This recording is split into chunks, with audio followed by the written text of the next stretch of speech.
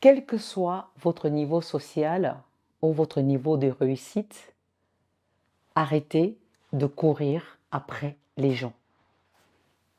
Point. J'ai remarqué que on a tendance à aller vers les gens parce qu'on a besoin d'eux et on se sous-estime et on les surestime, ce qui fait que finalement, on leur donne l'impression qu'on a plus besoin d'eux qu'eux ont besoin de nous.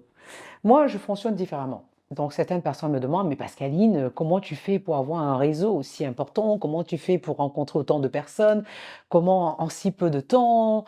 Les personnes que tu ne connaissais pas il y a 1 an, il y a 2 ans, vous êtes maintenant amis, vous êtes... Je vous dis une chose très simple. Je ne mets personne au-dessus de moi. Je respecte toute personne au même niveau. Et ce qu'on va voir souvent, c'est que des personnes qui vont à la rencontre d'autres personnes qui sont déjà au niveau où elles souhaiteraient être, ces personnes ont tendance à se mettre en position basse et prendre l'autre comme s'il était son Dieu. Oui, s'il te plaît, Sa Majesté, Non, non, non, non, non, non. Personne ne veut être avec des losers.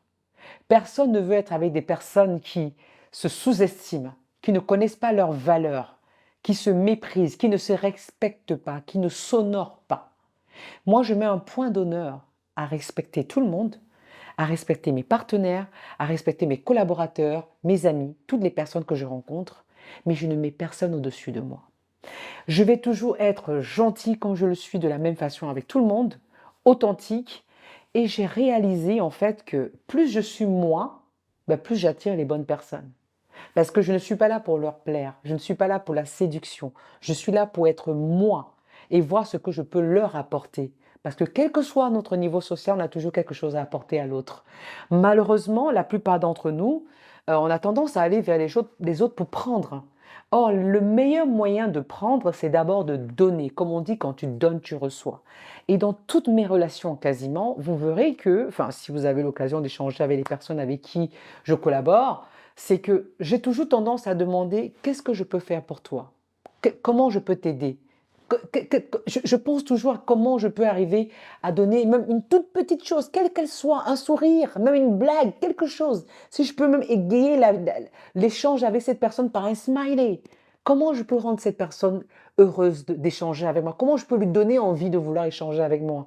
Au lieu d'être dans une situation où je suis en comment je prends.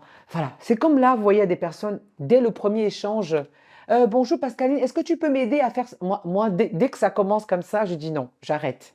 Donc pensez à vous dire, mais pour pouvoir être en lien constant avec les personnes que vous admirez ou qui vous inspirent, demandez-vous comment est-ce que je peux améliorer la vie de cette personne? Qu'est-ce que je peux lui donner de plus? Même si vous avez besoin de quelque chose plus tard, pensez d'abord à donner parce que c'est ce qui va vous permettre de recevoir.